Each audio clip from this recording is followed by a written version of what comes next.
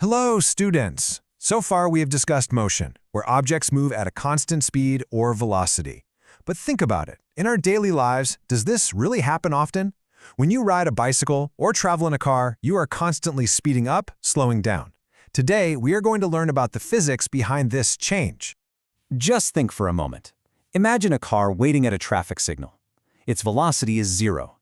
When the signal turns green, the driver presses the accelerator, and the car starts moving faster. Its velocity increases.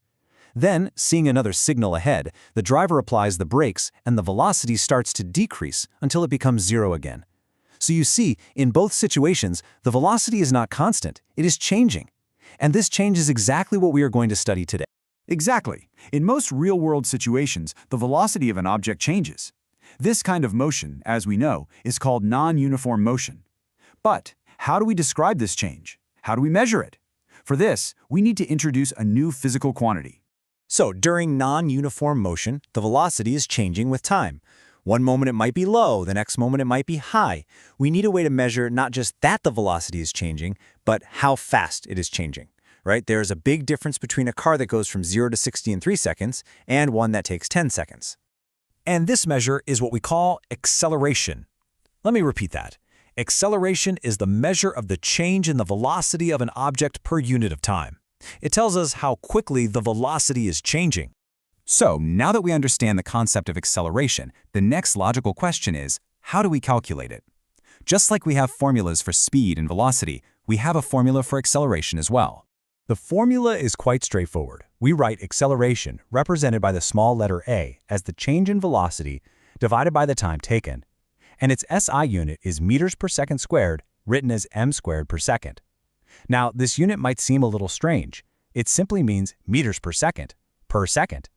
It tells us how much the velocity, in meters per second, is changing every single second. Let's break down the formula. The letter U stands for the initial velocity, or the starting velocity. The letter V stands for the final velocity, and T is the time taken for the velocity to change from U to V. So, change in velocity is simply final velocity minus initial velocity, that is, V minus U. Now, just like motion, acceleration can also be of different types. It can be uniform or non-uniform. It can also be positive or negative. Let us try to understand what each of these mean. Okay, first, let's look at uniform acceleration. This happens when the velocity of an object changes by equal amounts in equal intervals of time. A very good example is an object in free fall. When you drop a ball, its velocity increases at a constant rate due to gravity. On the other hand, we have non-uniform acceleration. This is when the velocity changes at a non-uniform rate.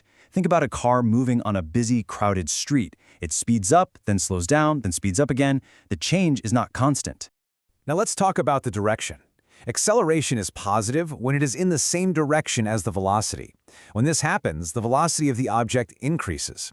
This is what we normally mean when we say something is accelerating. It's speeding up.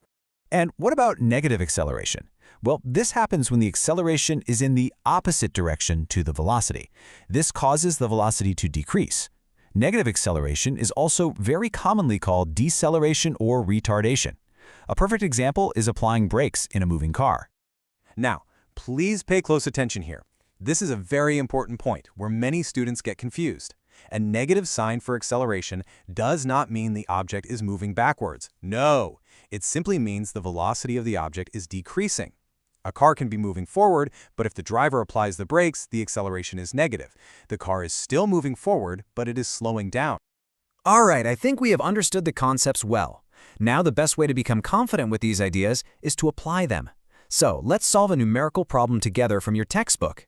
So here is the problem. It has two parts. Let's look at the first case. Rahul starts paddling his bicycle from rest. This is very important information. He reaches a velocity of 6 meters per second in 30 seconds. We need to calculate his acceleration. Let's solve this step by step. First, what is the initial velocity? U. Since Rahul starts from rest, U is 0 meters per second. What is the final velocity? V. The problem states it is 6 meters per second. And the time taken, T, is 30 seconds. Now we use our formula, A equals V minus U over T. Substituting the values, we get A equals 6 minus 0 over 30.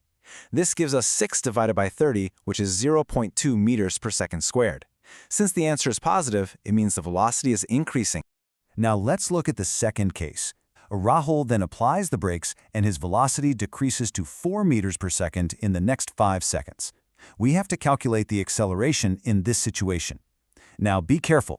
The velocity at the start of this phase is the velocity at the end of the first phase. So for this second case, the initial velocity u is 6 meters per second. The final velocity v is now 4 meters per second, and the time t is 5 seconds. Again, we use the formula. A is equal to v minus u divided by t. We substitute the values. A equals 4 minus 6 divided by 5. Now 4 minus 6 is minus 2, so we have minus 2 divided by 5, which equals minus 0.4 meters per second squared. You see the negative sign? That tells us this is deceleration. The bicycle is slowing down. Very good work with that problem. I hope that has made the concepts clearer. Before we finish, let's quickly summarize the key points we have learned today. So, to recap, first, acceleration is the rate of change of velocity. Second, we calculate it using the formula A equals v minus u over t.